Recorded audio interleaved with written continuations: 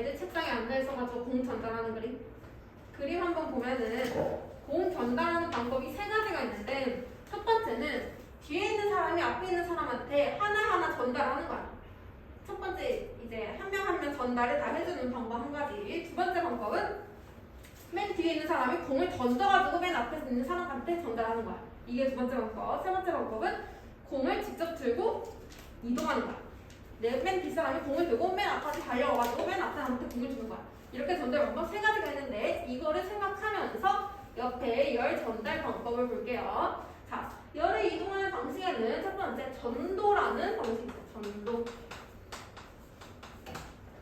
전도를 아까 그림에서 비유를 해보면은 공을 한 명 한 명 전달해준 거 있죠? 맨 뒷사람부터 앞사람까지 계속 전달하는 거. 그런 걸 전도 방식이라고 하는데 말 그대로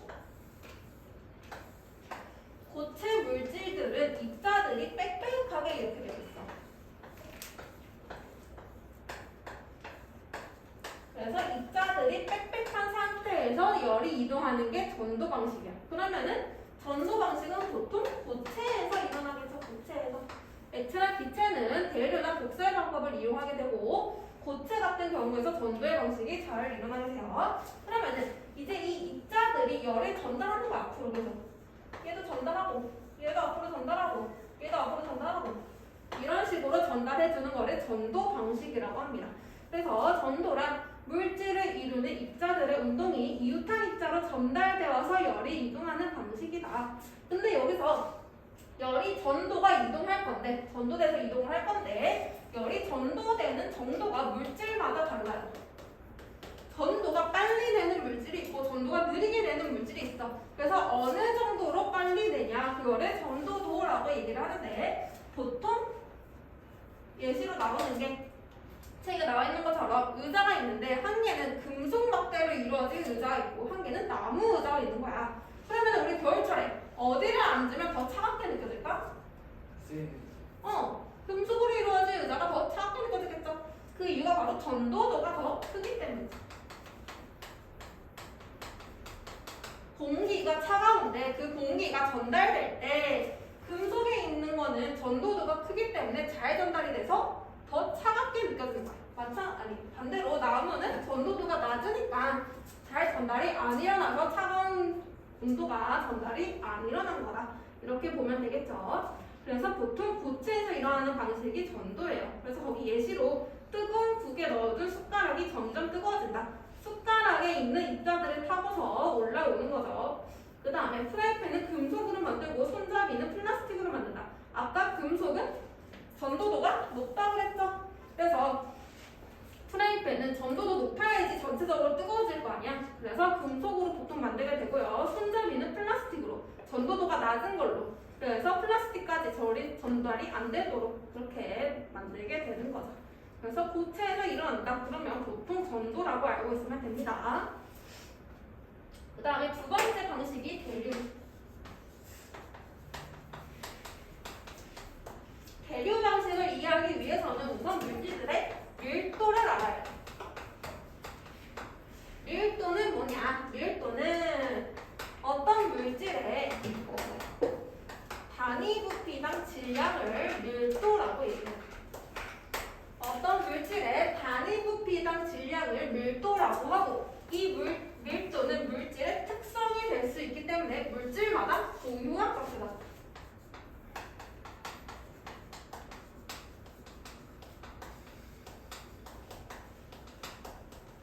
그래서 어떤 물질, 물의 밀도는 딱 정해져 있는 거야. 물의 밀도는 보통 1이에요. 그래서 물의 밀도는 정해져 있어요. 질량이 커진다고 해서 밀도가 변하는 게 아니지. 질량이 커지면은 반대로 부피도 같이 커지기 때문에 밀도는 항상 똑같아요. 그래서 모든 물질들은 그 각각의 고유한 밀도를 가지고 있는데 근데 이 밀도가 달라질 때가 있어. 달라질 때. 그게 바로 온도가 변해요.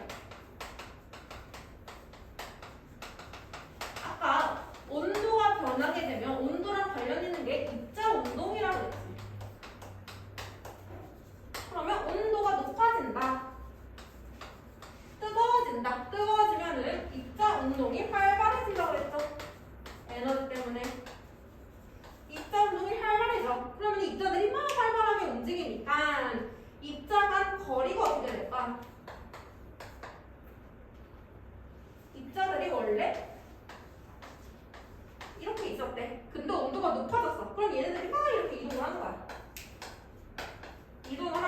점점 거리가 멀어지게 되겠죠.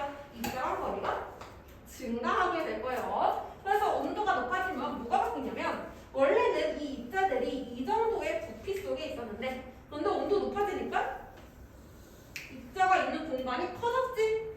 그래서 입자 운동이 활발해지기 때문에 부피가 커진단 말이야. 부피.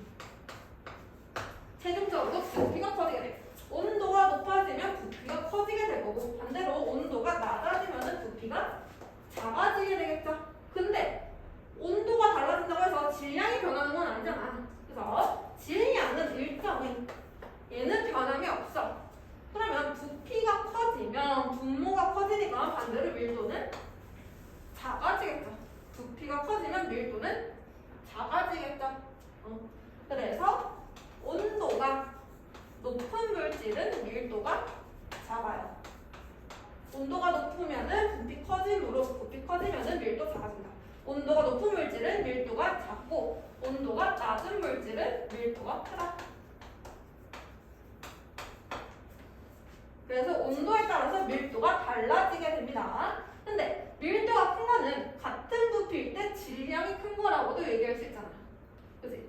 밀도가 큰 거는 같은 부피일 때 질량이 큰 거라고 얘기할 수 있기 때문에 밀도가 큰 거는 보다 무겁고 밀도가 작은 거는 상대적으로 가벼워.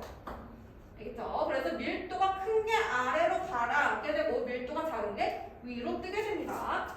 그래서 밀도가 다른 두 물질을 넣으면은 아래쪽에는 밀도가 큰 물질, 위쪽에는 밀도가 작은 물질이 서로 분리돼서 이동하게 돼요.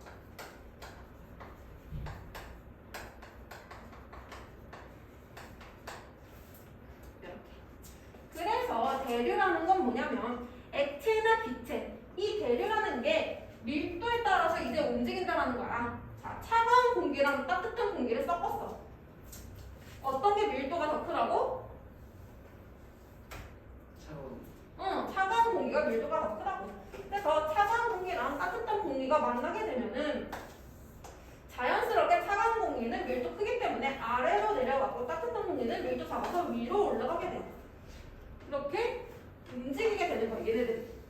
그리고 비칸에 따뜻한 물이랑 차가운 물을 섞게 되면은 혹은 이렇게 비칸에 물이 있었는데 여기에 가열을 해줬어, 가열. 그럼 밑에서부터 따뜻해지겠죠? 그럼 지금 밑에가 따뜻한 물이 있고 위에가 차가운 물이 있네. 그럼 어떻게 해야 돼? 차가운 물이 밀도가 더 커서 가라앉아야 된다고 했잖아. 그러니까 차가운 물은 아래쪽으로 내려오게 되고 따뜻한 물은 위쪽으로 올라가게 돼요. 이러면서 열의 이동이 일어나게 되는 거야. 이 방식을 대류 방식이라고 합니다.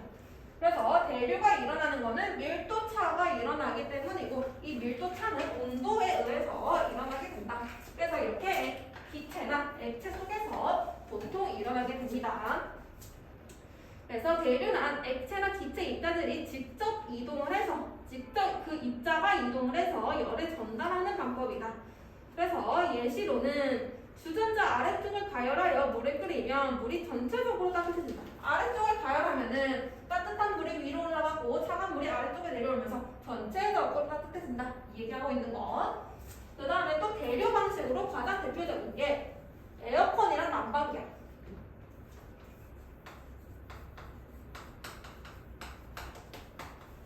우리 에어컨은 보통 천장에 달아 아니면 밑에 놔둬? 천장에. 에어컨은 보통 천장에 달아. 근데 난방기 같은 경우에는 요즘엔 난방기를 잘 안 쓰긴 해. 왜냐면 에어컨 안에 난방기 기능이 따로 있거든. 근데 옛날에는 히터 밑에다가. 맞아. 히터, 난로 이런 거 썼단 말이야. 그거는 보통 바닥에 둔단 말이야. 왜냐면 에어컨은 차가운 공기가 나오는 곳이고 난방기는 따뜻한 공기가 나오는 곳이야. 차가운 공기 밀도가 크다 낮다? 뭐라고? 크다.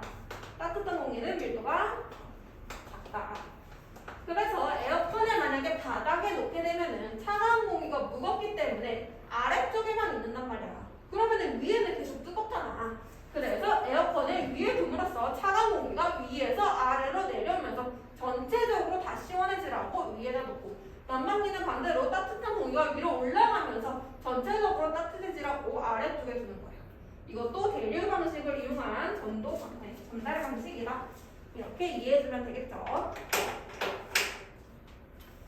그 다음에 마지막 3번 복사.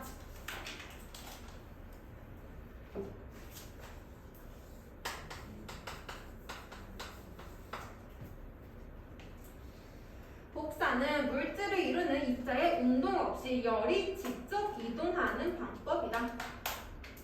그래서 얘네들이 입자가 움직이는 게 아니라 그냥 열이 직접적으로 이동하는 거. 대표적인 게 태양. 태양이 뜨게 되면은 온도가 높아지게 되는데 그때 온도가 높아지는 이유는 그냥 그 열이 지구로 들어오기 때문이에요. 어떠한 입자들의 운동이 하는 게 아니라 그냥 그 열 자체가 지구로 들어오기 때문에 따뜻한 거. 그 다음에 예시에 나와 있는 것처럼 난로를 틀어놓고 난로 같지 않네? 난로를 틀어놓고 보면은 전체적으로 공기가 따뜻해질 거야. 근데 그거는 아까 무슨 방식이라고? 얘가 전체적으로 따뜻해지는 거는 대류 방식이에요. 대류. 알겠죠? 헷갈리면 안 돼. 이건 대류 방식이고 근데 이 난로 가까이 내가 있으면은 대류 방식보다 더 먼저 따뜻함을 느낄 거 아니야. 난로 가까이 있으면은 이때 일어나는 방식이 복사예요. 방 전체가 따뜻해지는 거 이거는 공기 입자들이 이동하는 거기 때문에 대류 방식이고 그냥 내가 난로 옆에 있어. 그럼 그 열이 직접적으로 나한테 온 거야. 그냥 따뜻한 열이. 그거를 복사 방식이라고 합니다. 그래서 난로나 모닥불 앞에 앉아있으면 금방 따뜻해진다. 혹은 태양열이 우주 공간에 지나 지구로 온다. 지구도 복사의 형태로 열을 내보낸다. 지구도 태양 에너지와 똑같이 열 에너지를 밖으로 내보냅니다. 전기난로 열선 뒤쪽에 반사광을 설치한다. 이런 것들은 전부 다 복사에 의한 열의 이동 방법이라고 생각해주면 되겠죠. 그래서 이 세 가지 예시를 보통 기억해 놓는 게 좋아요. 예시를 기억해 놓고 이 예시가 나왔을 때 이게 무슨 방법이냐 하면은 아 대류다, 전도다 이렇게 보통 문제가 많이 나옵니다. 그 다음에 지금까지는 열이 이동하는 거를 쓰면 이 열의 이동을 막는 게 있어. 밑에 보면은 열의 이동을 막는 거를 단열이라고 표현해요. 열을 차단시키는 거야. 열의 차단. 그래서 열의 이동을 막는 거를 단열이라고 얘기를 해줍니다. 단열이란 전도, 대류, 복사에 의한 열의 이동을 막는 거. 따라서 온도를 일정하게 유지할 수 있다. 열의 이동이 안 일어나니까 차가운 열도 이동 안 하고 따뜻한 열도 이동 안 하고 그래서 온도가 일정하게 유지를 한다라는 거죠. 그래서 이 단열에 쓰이는 방식이 크게 세 가지가 있는데 첫 번째, 공기. 공기 같은 거는 여기 보면은 이중창 나와 있죠. 이중창.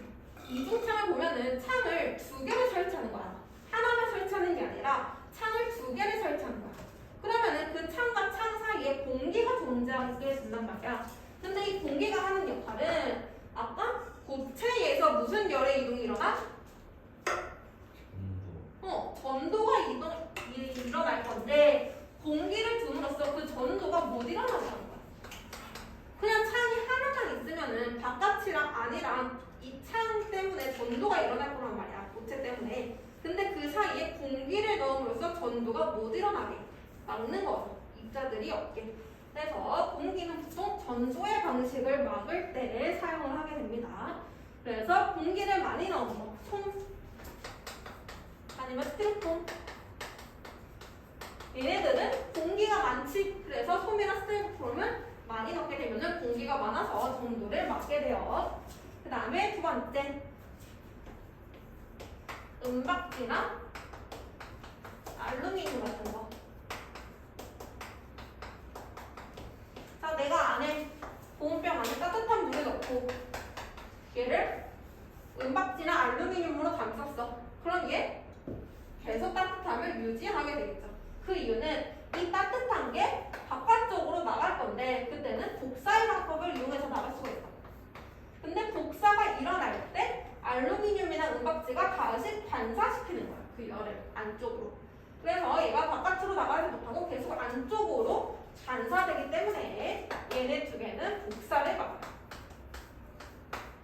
복사가 일어나지 않고 다시 열이 안쪽으로 반사시켜 버린다. 그래서 거울이라고 생각해주면 됩니다. 그 다음에 세 번째, 진공 상태. 진공 상태를 만들게 되면은 안에 입자들이 없지? 입자에 의해서 일어나는 거 뭐 있어? 전도와 대류죠.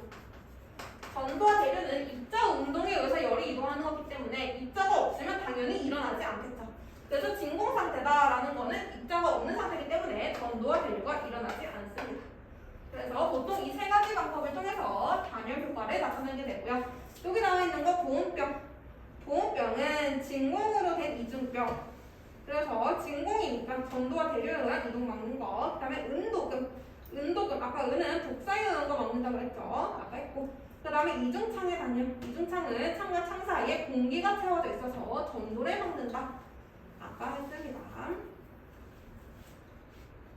그리고 또 모르는 게 패시브 하우스. 패시브 하우스 같은 거 아마 처음 들어볼 텐데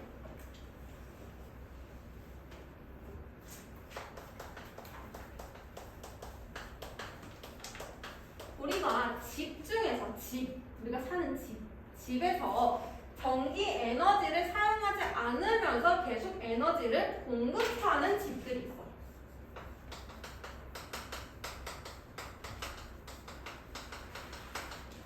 보통 신재생에너지를 사용하는 집들, 신재생에너지.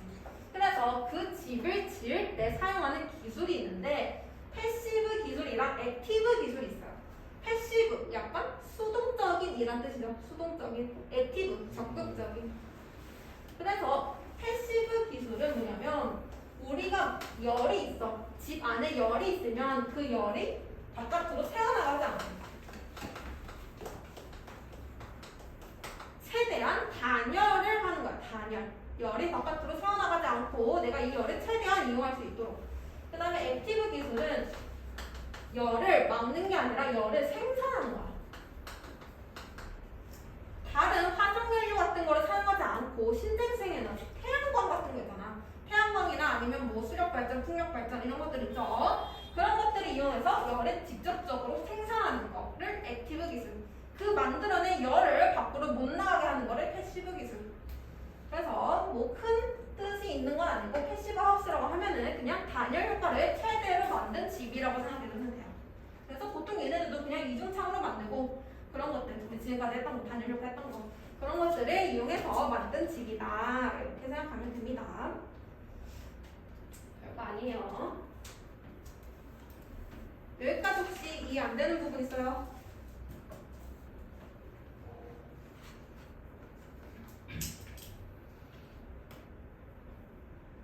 정신 차려. 오늘 왜 이렇게 정신을 못 차리지? 정신 차리시고요. 자, 93페이지 와서 문제 풀어봅시다.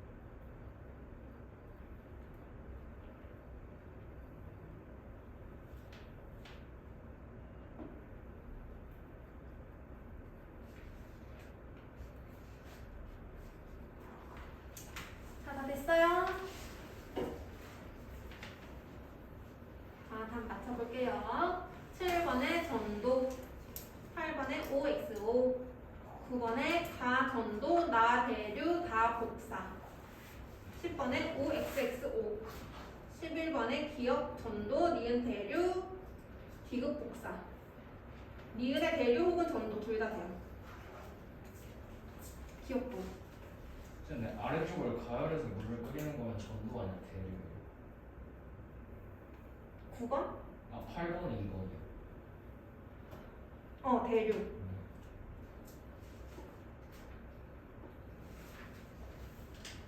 또 모르는 거 없어요?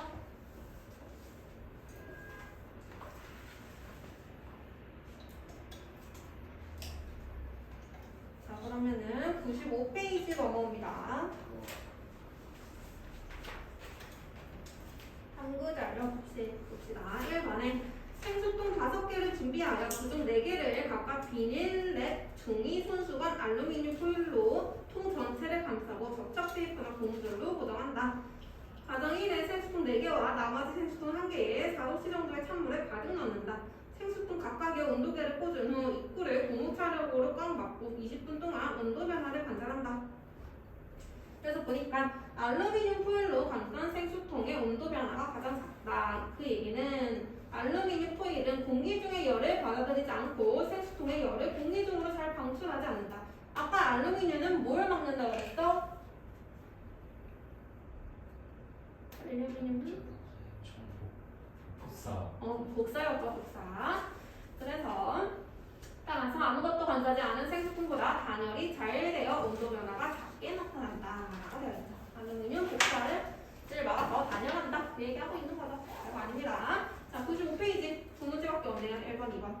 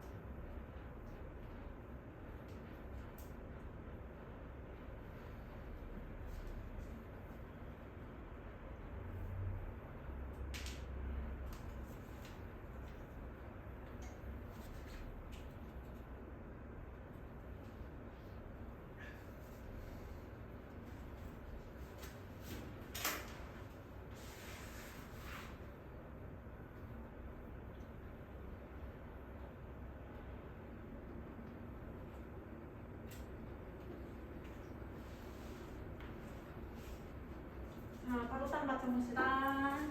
1번에 3번, 2번에 5번. 자, 그러면은 남은 시간 동안 문제를 조금 더 풀어볼 건데요. 96페이지부터 우선은 97페이지까지 2페이지만 풀어볼게요.